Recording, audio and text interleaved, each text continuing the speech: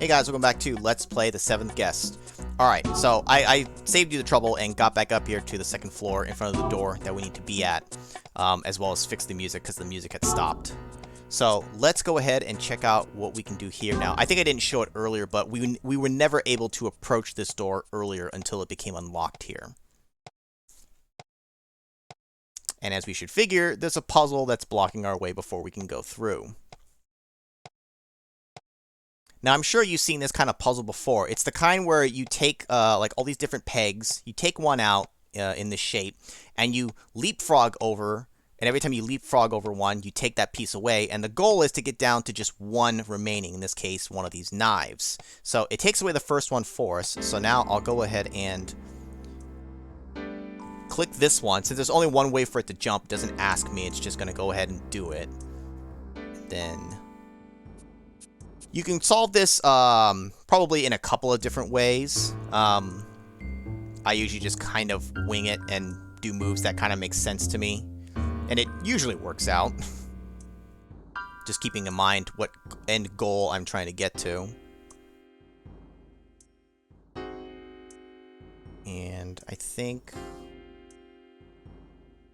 Yep, we're good. You can usually kind of see your last moves, if you screwed yourself or not. Doesn't matter where the last knife ends, it just needs to be the last one remaining.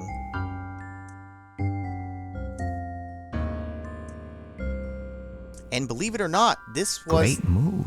The second to last puzzle. We only have one more to go.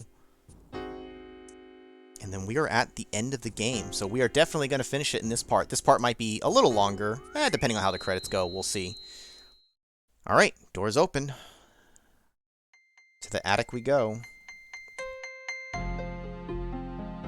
Or rather, more specifically, the stairs leading to the attic. This is a separate room here. There's nothing else we can do in here. We can't even turn around.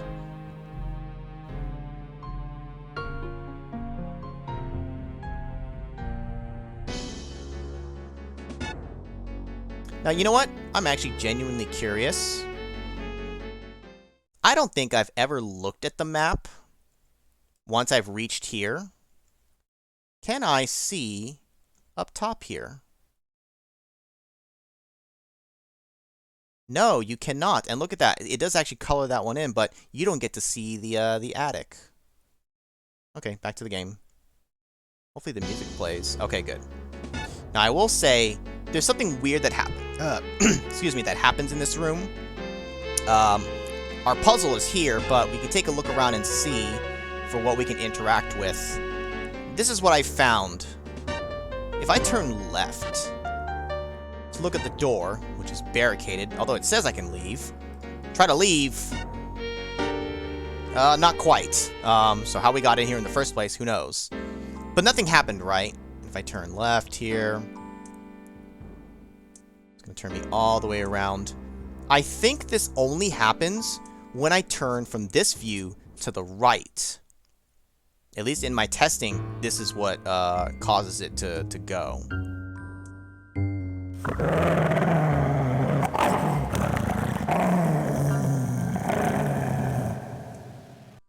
As if that one dog wasn't bad enough, now we got Cerberus in here. I don't know why it only plays when I turn from the right. Turning from the left didn't trigger it. So, and I don't think it's looking at the door twice, but anyways, it's an animation that's easy to miss. But anyways, there's nothing else we can look at right now, so let's solve the final puzzle of the game, which I thought was actually, it's kind of cool, but once you know, it's actually a very simple puzzle. One you can, like, when you know the answer, you solve it in, 5 seconds. It's done.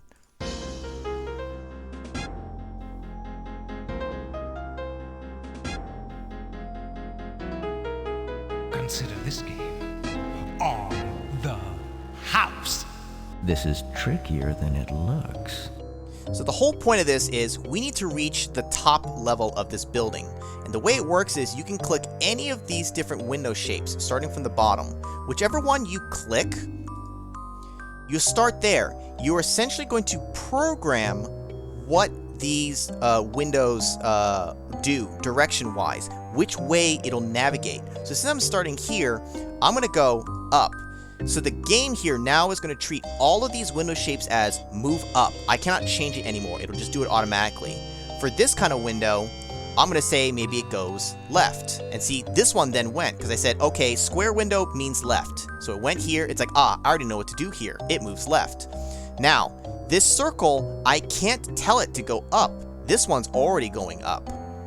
So the only direction I have left to give it at this point is actually down. And then this one, the only direction left is, the only direction it can go is right. This is trickier than it looks. And then we hit a square window. Now forget the fact that that was going to just ping pong back and forth going left and right. It just essentially hit a dead end. So you need to start on the correct window shape and pick the correct directions to program into it. In this case, I want to start with the circle and tell it to go up. And then we're going to tell it these window shapes are go to the right. Keeping in mind, my goal is to ultimately get to the top. So you can kind of like map it out before you even actually do any clicking if you can see that far ahead. In this case, I'm going to go ahead and tell the square to go left. I'm going to tell it that these long ones are going to go down. So at this point, they're all programmed, and you can see if I had logicked it out, I could see that it's going to reach the top to the next level.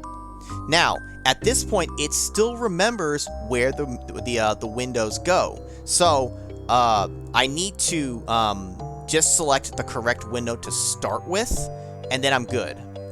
In this case, this one here, if I were to play it out in my head, knowing what I already know that I've mapped it out to, gets me up one more level. So, my boy, your wits have brought you this far, but will you have the patience to go any further? He tries to scare me with taunting because he knows I'm about to solve this, because this final piece here, if this one goes up, right, up, and then you get to this one here, and that's the end goal. No! Yes!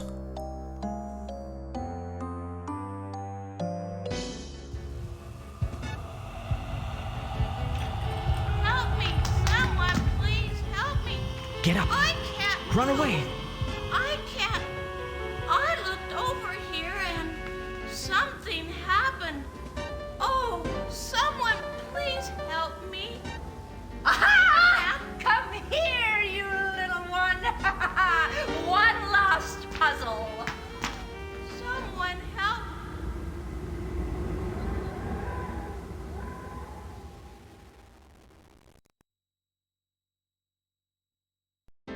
Now, I always interpreted that as Eleanor got her head chopped off and stuck on a mannequin, but supposedly it's actually she was like turning into one and all that was left was her head now. Either way, her fate was sealed. And at this point, we can see that Julia now has a Tad. Julia is the one who ultimately wins, I guess, making it to the finish line here with Tad. At this point, from the different cutscenes that we've seen, everyone else has either like died or is turning into a mannequin or whatever. Everyone else is already gone by this point. Julia is the only one left alive.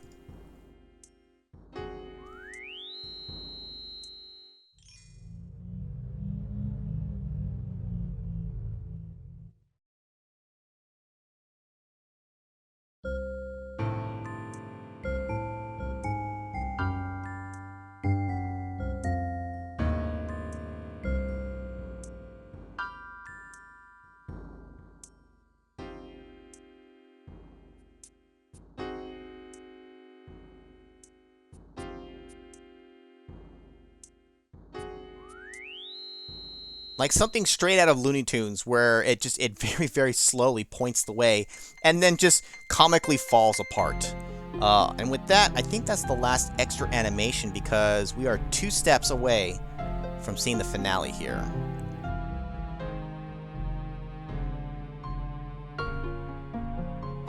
Let me go. It's okay, darling. You know I won't hurt you. Just come upstairs. It hasn't happened yet. Let me. No! Let me. It's happening now. I've been here before. I've seen all this. Over and over. Help me. Someone, please. Tried to help myself. always failing. You little brat.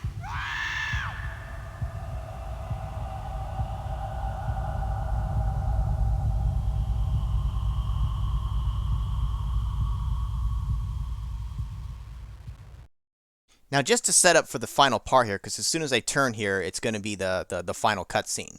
To explain what that kind of was, at least in part of it here, he was talking about, like, me, and it turns out you, the player, Ego, you are actually the spirit of Tad, and you are reliving what happened that night. You're basically kind of like stuck in purgatory, constantly reliving and seeing you getting captured, ultimately getting brought over into this final room, and then the events here happen.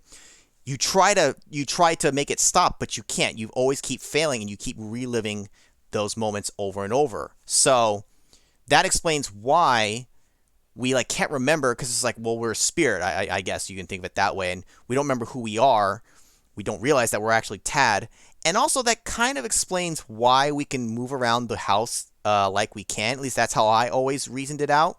The whole fact that we can go down the billiard thing and end up in the, coming out the oven, well, it's because we're not actually flesh and blood. We're actually just like a floating spirit. So we can kind of move freely around like that. Again, I'm not sure if that's officially like how it's explained, but that's how I always thought of it.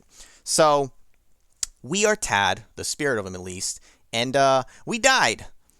And we're going to see what finally happens over here. And it's going to do the final cutscene. It's going to move to the credits. I'm going to be quiet for the whole thing. Once it's all over, I'll talk about what happens in here. So just enjoy the final cutscene.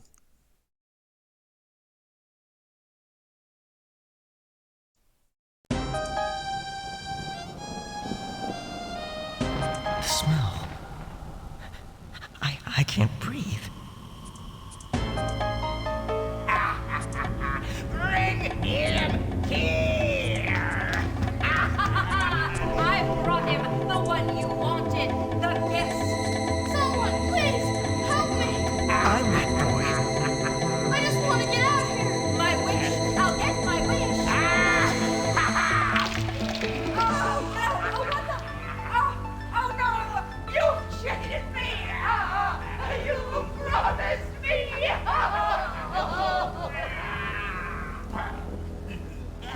Run! Run for Pete's sake! Help me!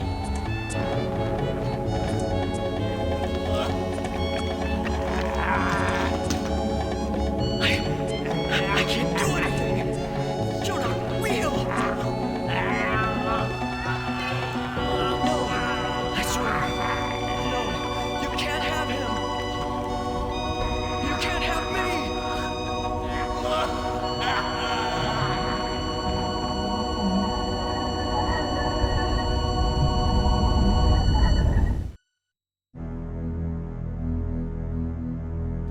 You saved me. It's all been changed now. Now And forever.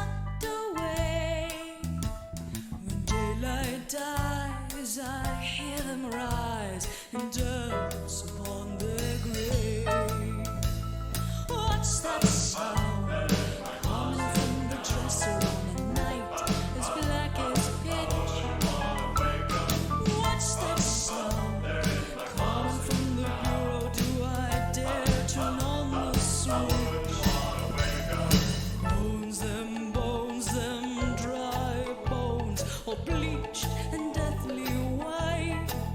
I've got skeletons in my closet, rattling tonight.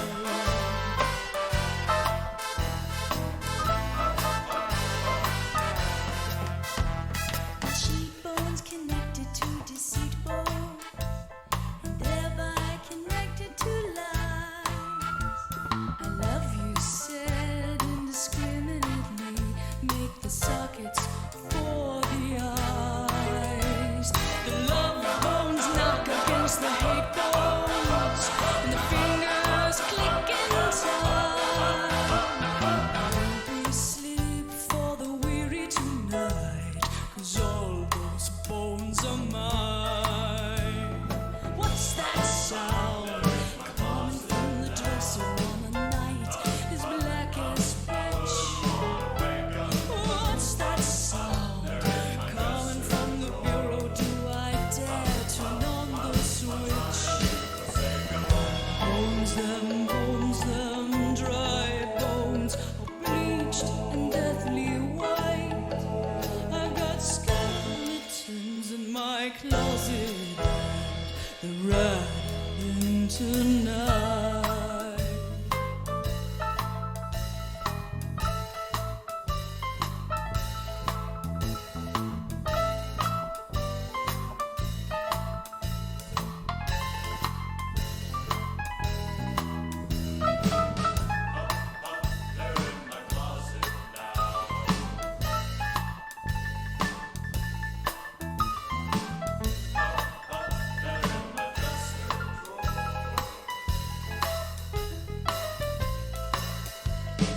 What's that sound coming from the dresser on a night as black as pitch? What's that sound coming from the bureau? Do I dare turn on the switch? Bones them, dry bones, all bleached and deathly white. I've got skeletons in my closet, and they're rattling tonight.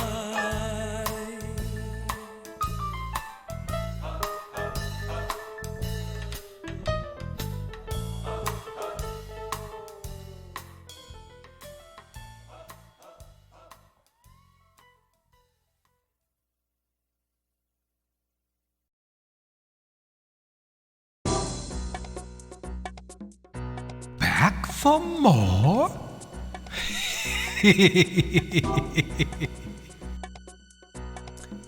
And that is the 7th guest. I didn't want to talk over the ending cutscene, of course, as well as all the credits, just it had that sweet music playing, and I didn't want to interrupt it.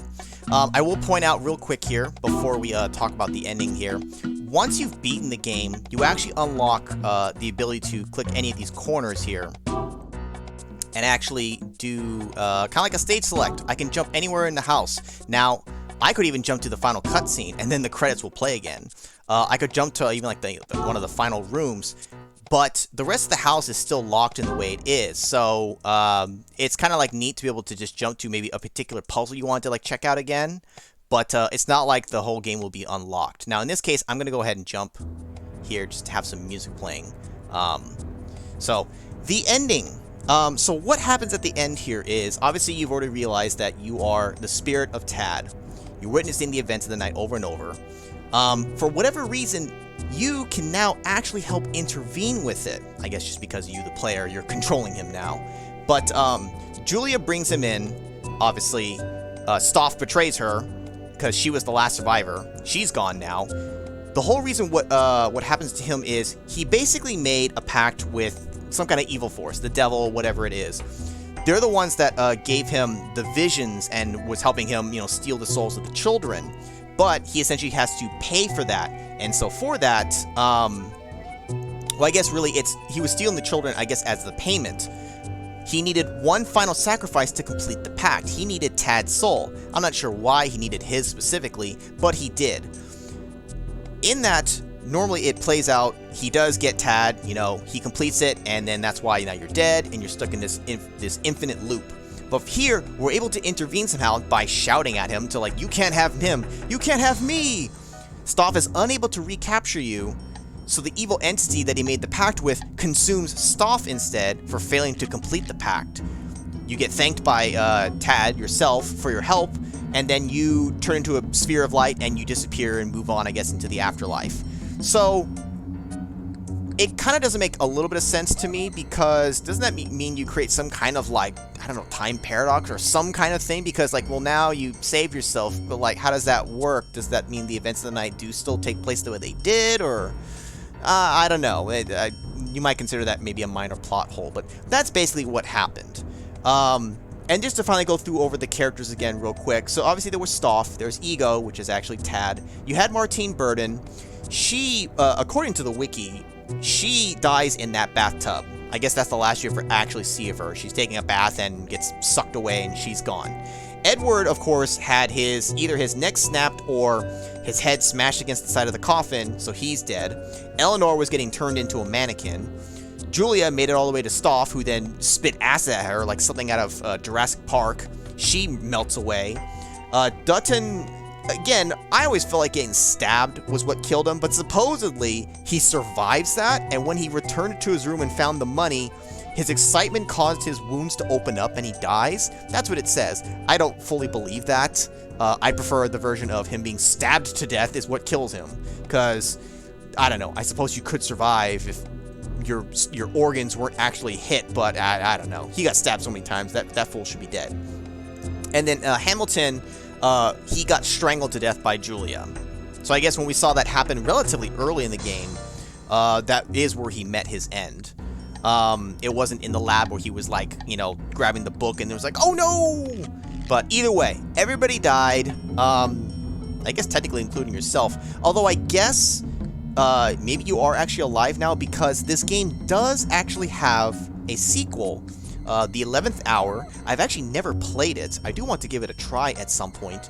And there was going to be a third game. I forget what the names were. There were like at least, like there was the original concept, and then I think at least maybe 2 other Kickstarters, like years later, to try to get them to happen, but it never came to be. And then I think ultimately, did they get the license or permission to do like an unofficial fan-made sequel, The 13th Doll? That one actually came out, and that one also I would like to give a try at some point. So there are 3 in the series, and this game itself was actually ported multiple different times. There's the 25th anniversary edition on Steam, which supposedly is just a port of the mobile one, which I heard some complaints about. That's why I ultimately went with this original one here.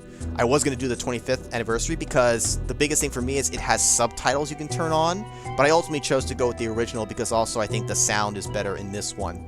And actually, very recently, I think within the last year, there was a VR release, a virtual reality remake release of The Seventh Guest, which I think went over pretty decently. I'd love to try it, but I get nauseous playing VR, so I don't think I'll ever get to. But yeah, so I think that's really everything. I love this game. For all of its flaws and the quirks and maybe some of the plot holes and weird stuff and all that, it just has that old game feel that I just, nostalgia sure is always a factor for me, but I think this game has quite a few things going for it. Like I said, I do think I want to try the 11th Hour and even the 13th Doll at some point. I don't know if I would record that at all or if I would just play it for myself because I only know this game.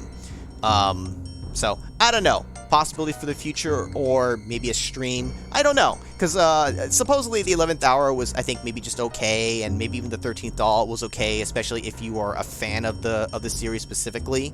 I really feel like that was made only really for the fans and no one else, which I'm okay with. But anyways, I think that's everything I wanted to cover here. If everything goes according to plan, this should be part 9, which means this will probably go up while we're getting towards the end of Febtober, if you're watching this live when this is going up in October. So hopefully you guys are enjoying that. Hopefully we are having fun during the streams. I'm pretty sure we have been. Obviously I'm recording this ahead of time. But I think that's going to be it. So we'll go ahead and call it here. So it was fun reliving this game again. I definitely think I don't need to come back to this anymore now that I've especially done this. But I don't know. I'm glad I did this. I've been talking about doing this for years. I finally got around to it. It was finally the right time, and now it's done. So, anyways, I'm just rambling at this point, as I usually do. So, we'll go ahead and call this one here, guys. So, that's going to be it for this one, guys. Thanks, guys, for watching. Hope you guys enjoyed that. And I'll see you guys next time.